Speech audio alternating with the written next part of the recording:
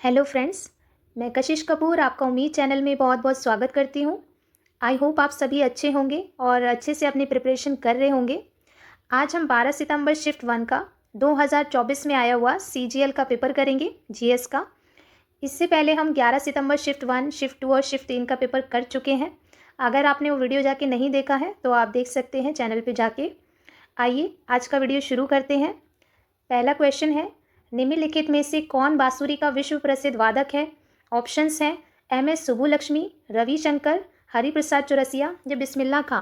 तो friends right answer हो जाएगा हरिप्रसाद चौरसिया जो है फेमस बांसुरी वादक हैं। 2013 में हरिप्रसाद चौरसिया पे फिल्म भी बनी थी बांसुरी गुरु के नाम से, आपको याद रखना है, ठीक है, बांसुरी गुरु के नाम से। इसके अलावा इनकी जीवनी भी है एक, ब्रेथ ऑफ गोल्ड, आपको याद रखना है, ब्रेथ ऑफ गोल्ड के नाम से इनकी जीवनी है, जो कि सत्य सारण द्वारा लिखी गई थी, ठीक है, 2019 में प्रकाशित हुई थी, ठीक है, 2019 में। इसके अलावा एक और जीवनी है जो कि बांसुरी सम्राट के नाम से है, वो सुरजीत सिंह जी ने लिखी है। हरिप्रसाद चौरसिया जी के बारे में और जान लेते हैं। फ्रेंड्स इन्हें पद्म भूषण मिला था, पद्म भूषण मिला था इन्हें 1992 में। पद्म विभूषण इनको मिला था 2000 में, सन 2000 में इनको पद्म विभूषण से सम्मानित किया गया था, ठीक है।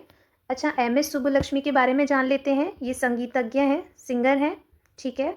इसके अलावा इन्हें भारत रत्न से सम्मानित होने वाली ये पहली सिंगर हैं, पहली महिला गायिका हैं जिन्हें भारत रत्न से सम्मानित किया गया था 1998 में, आपको याद रखना है। एक मिनट रुकिए, 1998 में भारत रत्न से इनको सम्मानित किया गया था, पहली गायिका थी ये, भारत रत्न से सम्मानित होने वाली पहली गायिका अगर आपसे पूछ ले तो एम.एस. सुब्बुलक्ष्मी जी, ठीक है। क्वीन ऑफ कर्नाटक म्यूज़िक भी इनको कहा जाता है, क्वीन ऑफ कर्नाटका म्यूज़िक, ठीक है। और इसके अलावा आपके रविशंकर जी ये फेमस सितार वादक हैं, ठीक है। और इसके अलावा बिस्मिल्लाह खां जी ये फेमस शहनाई वादक हैं, ठीक है। 2001 में बिस्मिल्लाह खां जी को भारत रत्न से सम्मानित किया गया था, ठीक है। चलिए नेक्स्ट क्वेश्चन पे चलते हैं। क्वेश्चन है हमारा, शुद्ध निवेश क्या है? ऑप्शंस हैं किसी देश में किए गए सभी निवेशों का योग, सकल निवेश प्लस मूल्यह्रास, सकल पूंजी निवेश माइनस अप्रत्यक्ष कर, सकल निवेश माइनस मूल्यह्रास। तो राइट आंसर हो जाएगा फ्रेंड्स सकल निवेश माइनस मूल्यह्रास। जब सकल निवेश में से मूल्यह्रास को घटाया जाता है तब हमें शुद्ध निवेश जो है प्राप्त होता है, इतना आपको ध्यान रखता है। शुद्ध निवेश अगर मैं आपको सिंपल भाषा में समझाऊं तो किसी देश या फिर कंपनी या फिर व्यक्ति द्वारा किया गया जो कुल निवेश होता है, अगर हम कुल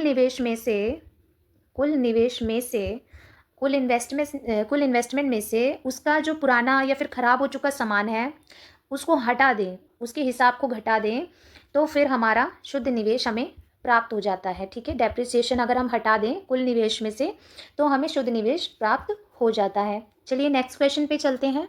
क्वेश्चन है, निम्नलिखित में से किस वर्ष में भारत ने पहली बार आईसीसी पुरुष क्रिकेट विश्व कप जीता था?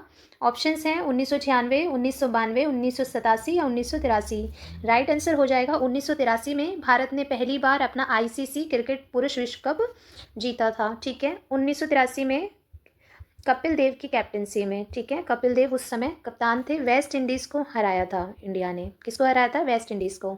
चलिए चलते हैं नेक्स्ट क्वेश्चन की तरफ। क्वेश्चन है, निम्नलिखित संस्थानों का मिलान उनके ब्रिटिश भारत के संस्थापकों से कीजिए। यहाँ पे आपको संस्थान दिए गए हैं और यहाँ आपको संस्थापक दिए गए हैं, आपको मिलान करना है। चलिए जानते हैं। ऑप्शन है Asiatic Society of Bengal. Asiatic Society of Bengal का स्थापना किसने की थी? सर विलियम जॉन्स ने की थी, आपको ध्यान रखना है, ठीक है। 1784 में इसकी स्थापना हुई थी, ठीक है। नेक्स्ट है बनारस का संस्कृत कॉलेज। तो बनारस का संस्कृत कॉलेज की स्थापना जोनाथन डंकन ने की थी 1791 में, ठीक है। इसके अलावा फोर्ट विलियम कॉलेज की स्थापना लॉर्ड वेलेस्ली ने की थी, ठीक है, 1800 में, ठीक है। कलकत्ता मदरसा की स्थापना 1781 में हुई थी, वॉरेन हेस्टिंग्स ने की थी, ठीक है, 1781 में। इसके अकॉर्डिंग हमारा फोर्थ ऑप्शन राइट हो जाएगा। चलिए बढ़ते हैं नेक्स्ट क्वेश्चन की तरफ। क्वेश्चन है, भारत के शास्त्रीय नृत्यों में से एक कथकली मुख्य रूप से भारत के निम्नलिखित में से किस राज्य में किया जाता है? ऑप्शंस हैं असम, मणिपुर, उत्तर प्रदेश, केरल। राइट आंसर हो जाएगा कथकली केरल में किया जाता है, ठीक है। कथकली का मीनिंग होता है कहानी नाटक, ठीक है, कहानी नाटक, ठीक है। ये डांस अपने जो है कलरफुल कपड़ों, मुखौटों के लिए जाना जाता है, ठीक है। कलरफुल जो है मेकअप होता है, इसमें मुखौटों का यूज़ होता है। और इसमें जो महाभारत और रामायण जैसी कथाएँ जो होती हैं, महाभारत और रामायण जैसी जो कथाएँ होती हैं, उनको नाटक के रूप में दर्शाया जाता है कथकली के माध्यम से, ठीक है। अच्छा फ्रेंड्स, इसमें एक संगीत यूज़ होता है, ठीक है। संगीत यूज़ होता है इसमें, उसे मलयालम भाषा में गाया जाता है, ठीक है। और उसको सोपानम कहा जाता है, ठीक है। आपको ध्यान रखना है क्या कहा जाता है उस संगीत को, सोपानम, ठीक है। इसके अलावा केरल में आपका मोहिनी अट्टम नृत्य भी होता है, जो मुख्य रूप से महिलाओं के द्वारा किया जाता है, ठीक है। चलिए चलते हैं नेक्स्ट क्वेश्चन की तरफ। क्वेश्चन है, निम्नलिखित विकल्पों में से भारत की सबसे पुरानी लोहा और इस्पात कंपनी को पहचानिए। ऑप्शंस हैं Tata iron and steel company TISCO, Visvesvaraya iron steel company, Indian iron and steel company, Mysore iron and steel company. तो राइट आंसर हो जाएगा Tata iron and steel company जो है वो विश्व की भारत की सबसे पुरानी लोहे और इस्पात की कंपनी है, ठीक है। अच्छा, टिस्को की स्थापना कब हुई थी? 1907 में हुई थी, ठीक है। दोराबजी टाटा ने इसकी स्थापना की थी, दोराबजी टाटा ने। इसके अलावा विश्वेश्वरैया आयरन स्टील कंपनी की स्थापना 1923 में हुई थी। ये स्थित कहाँ पर है? भद्रावती कर्नाटक में विश्वेश्वरैया आयरन स्टील कंपनी स्थित है, ठीक है। भद्रावती कर्नाटक में, ठीक है। नेक्स्ट क्वेश्चन पे चलते हैं। क्वेश्चन है, एलोरा का भव्य कैलाश मंदिर किस राष्ट्रकूट राजा के शासनकाल में बनाया गया था? ऑप्शंस हैं कृष्ण प्रथम, इंद्र तृतीय, गोविंद तृतीय, अमोघवर्ष। राइट आंसर हो जाएगा कृष्ण प्रथम के जो है शासनकाल में एलोरा का भव्य मंदिर बनाया गया था, ठीक है। अच्छा, कैलाश मंदिर को कैलाशनाथ मंदिर के नाम से भी जाना जाता है, कैलाशनाथ मंदिर के नाम से भी जाना जाता है। और ये कहाँ पे स्थित है? तो आपको ध्यान रखना है, महाराष्ट्र के औरंगाबाद में ये स्थित है, ठीक है। औरंगाबाद में ये स्थित है। 8वीं शताब्दी में इसे बनाया गया था कृष्ण प्रथम के द्वारा, जो कि एक राष्ट्रकूट राजा है। और 756 से लेके इनका जो है कार्यकाल चला, 756 ईस्वी से लेके 774 ईस्वी तक इनका कार्यकाल था। चालुक्य वंश को कृष्ण प्रथम ने हराया था, ठीक है। चलिए चलते हैं नेक्स्ट क्वेश्चन की तरफ। क्वेश्चन है, हेमिस महोत्सव किस राज्य या फिर केंद्र शासित प्रदेश में मनाया जाता है? ऑप्शंस हैं पंजाब, सिक्किम, लक्षद्वीप या लद्दाख। राइट आंसर हो जाएगा हेमिस महोत्सव लद्दाख में मनाया जाता है। अच्छा, लद्दाख में किस जगह मनाया जाता है? तो ये हेमिस मठ में मनाया जाता है, ठीक है। बेसिकली ये जून या जुलाई के महीने में मनाया जाता है, ठीक है, ठीक है। जून या जुलाई के आसपास मनाया जाता है। तिब्बती कैलेंडर के 10वें दिन इसको मनाया जाता है, 10वें दिन, ठीक है। इसके अलावा इसमें क्या होता है कि जो बौद्ध भिक्षु होते हैं, बौद्ध भिक्षु द्वारा डांस किया जाता है, मुखौटा नृत्य किया जाता है। मुखौटा नृत्य को चाम नृत्य कहा जाता है, ठीक है। चाम नृत्य बौद्ध भिक्षुओं द्वारा किया जाता है, ठीक है। नेक्स्ट क्वेश्चन पे चलते हैं।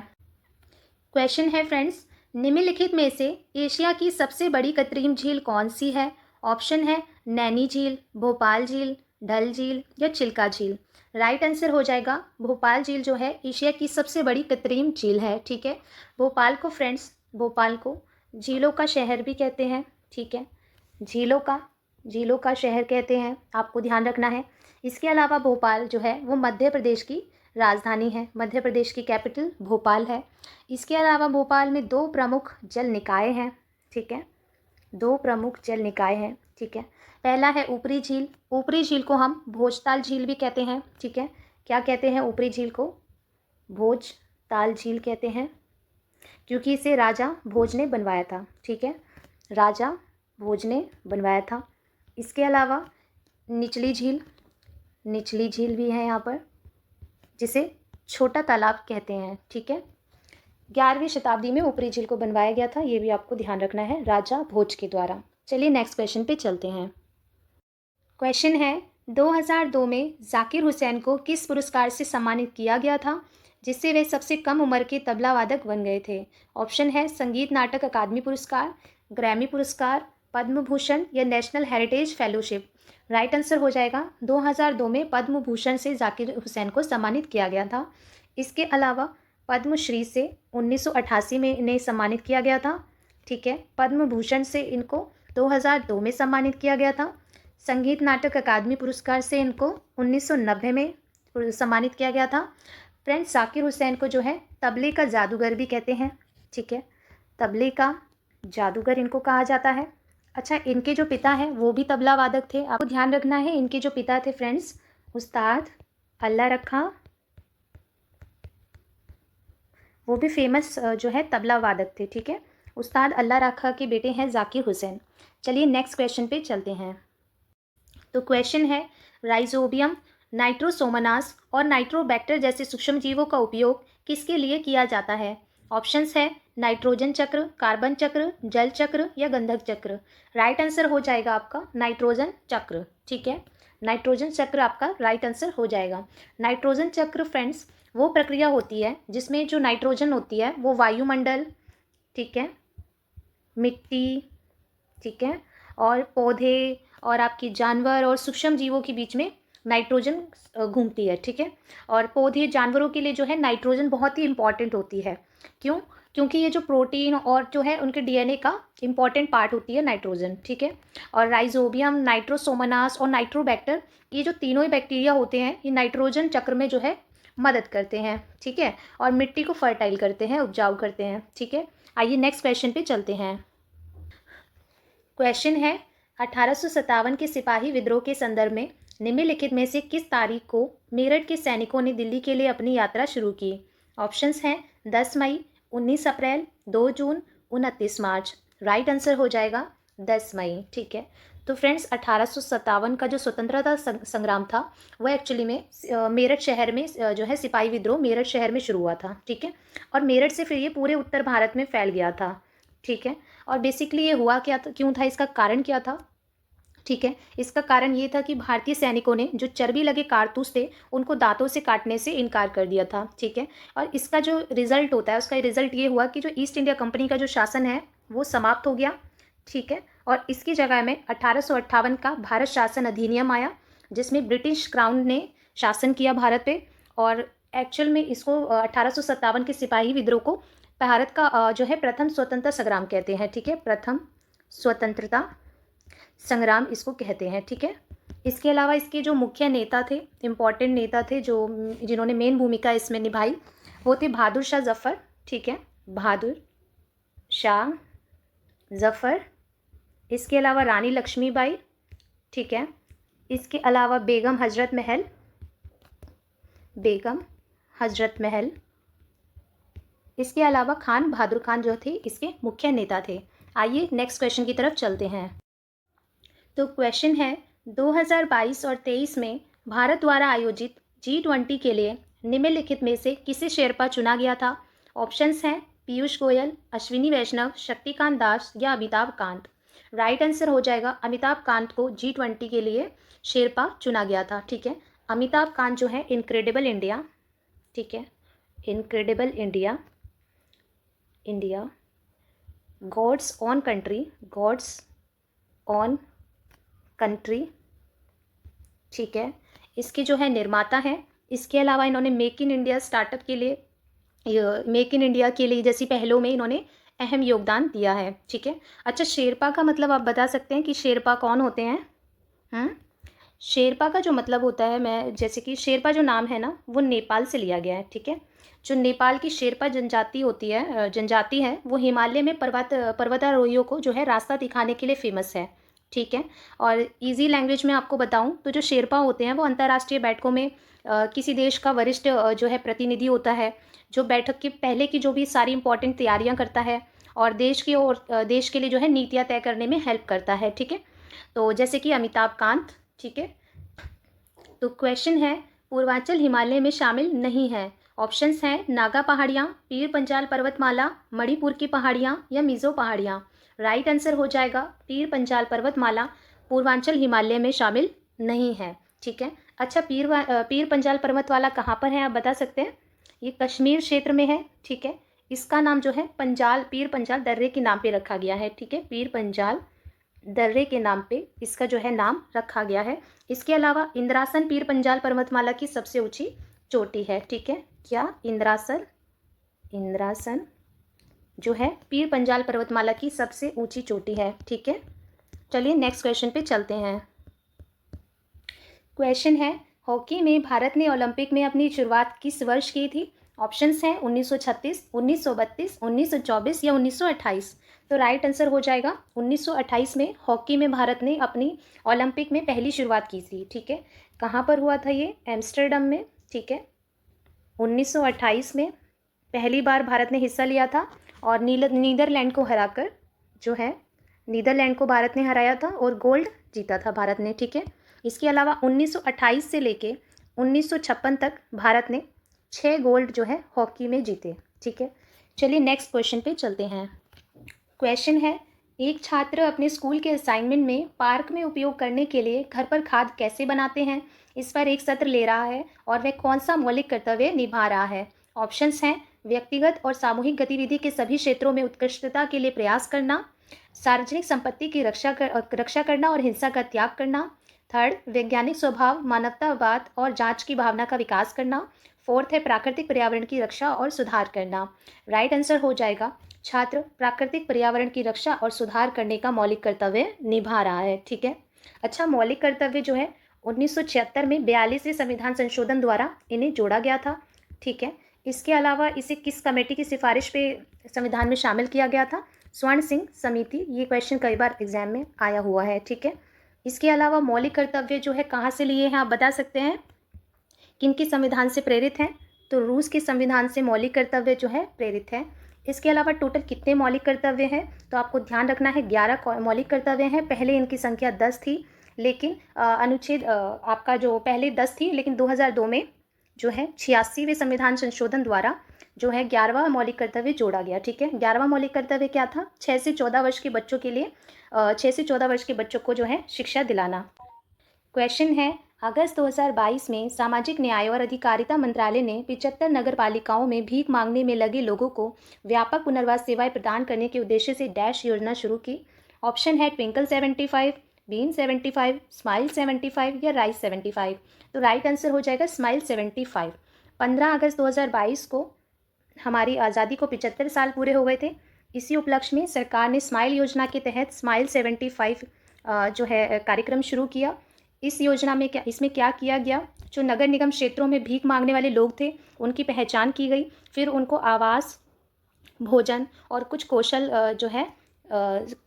प्रशिक्षण उनको सिखाया गया। ठीक है, जिससे उन लोगों को भी एक पहचान मिल सके, एक आइडेंटिटी उनकी बन सके। ठीक है, चलिए नेक्स्ट क्वेश्चन पे चलते हैं।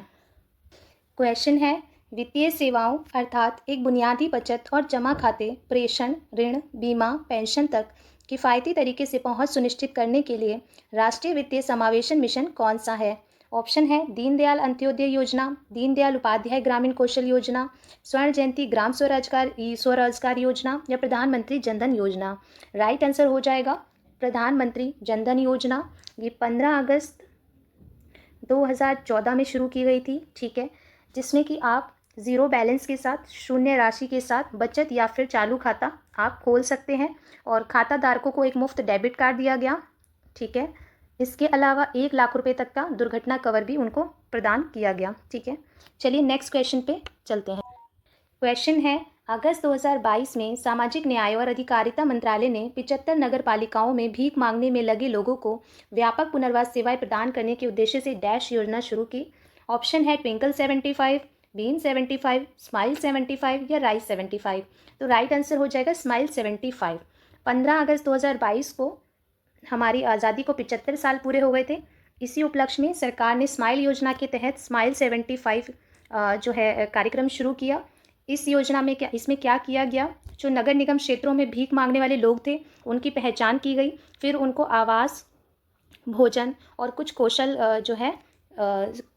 प्रशिक्षण उनको सिखाया गया। ठीक है, जिससे उन लोगों को भी एक पहचान मिल सके, एक आइडेंटिटी उनकी बन सके। ठीक है, चलिए नेक्स्ट क्वेश्चन पे चलते हैं। क्वेश्चन है, वित्तीय सेवाओं अर्थात एक बुनियादी बचत और जमा खाते, प्रेषण, ऋण, बीमा, पेंशन तक किफ़ायती तरीके से पहुंच सुनिश्चित करने के लिए राष्ट्रीय वित्तीय समावेशन मिशन कौन सा है? ऑप्शन है दीनदयाल अंत्योदय योजना, दीनदयाल उपाध्याय ग्रामीण कौशल योजना, स्वर्ण जयंती ग्राम स्वरोजगार योजना या प्रधानमंत्री जनधन योजना। राइट आंसर हो जाएगा प्रधानमंत्री जनधन योजना। ये 15 अगस्त 2014 में शुरू की गई थी। ठीक है, जिसमें कि आप ज़ीरो बैलेंस के साथ, शून्य राशि के साथ बचत या फिर चालू खाता आप खोल सकते हैं और खाता धारकों को एक मुफ्त डेबिट कार्ड दिया गया, ठीक है। इसके अलावा 1 लाख रुपए तक का दुर्घटना कवर भी उनको प्रदान किया गया, ठीक है। चलिए नेक्स्ट क्वेश्चन पे चलते हैं। क्वेश्चन है निम्नलिखित क्वेश्चन है निम्नलिखित में से कौन सा नाटक हर्षवर्धन द्वारा नहीं लिखा गया था? ऑप्शंस हैं विक्रमोर्वशीयम, रत्नावली, नागानंद या प्रियदर्शिका। राइट आंसर हो जाएगा विक्रमोर्वशीयम। विक्रमोर्वशीयम नाटक कालिदास के द्वारा लिखा गया है, ना कि हर्षवर्धन के द्वारा, ठीक है। और इसके अलावा रत्नावली, नागानंद और प्रियदर्शिका नाटक हर्षवर्धन के द्वारा लिखा गया है। अच्छा, विक्रमोर्वशीयम में कालिदास ने राजा पुरूरवा और अप्सरा उर्वशी की जो है प्रेम कहानी जो है दर्शाई है, ठीक है। और हर्षवर्धन का शासनकाल हम जान लेते हैं, क्या शासनकाल था? 606 ईस्वी से लेके 647 ईस्वी तक हर्षवर्धन का शासनकाल था। चलिए नेक्स्ट क्वेश्चन पे चलते हैं। क्वेश्चन है वे जीव जो परिभाषित केंद्रक या कोशिकांग नहीं रखते हैं उन्हें डैश जगत में वर्गीकृत किया जाता है। ऑप्शंस हैं कवक, प्रोटिस्टा, मोनेरा या प्लांटे। राइट आंसर हो जाएगा मोनेरा, ठीक है।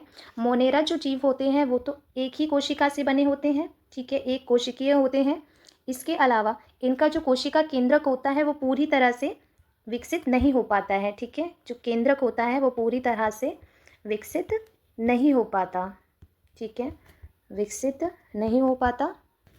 अब इनका केंद्रक पूरी तरह से विकसित नहीं होने के कारण इन्हें प्रोकैरियोटिक कहते हैं। प्रोकैरियोटिक जीव भी कहते हैं, आप ध्यान रखिएगा, ठीक है। इसके अलावा एग्जाम्पल हम एक बार देख लेते हैं। बैक्टीरिया, ठीक है। इसके अलावा साइनोबैक्टीरिया इसके एग्जाम्पल हैं। साइनोबैक्टीरिया, नील हरित शैवाल, ठीक है, इसमें शामिल है। चलिए नेक्स्ट क्वेश्चन पे चलते हैं।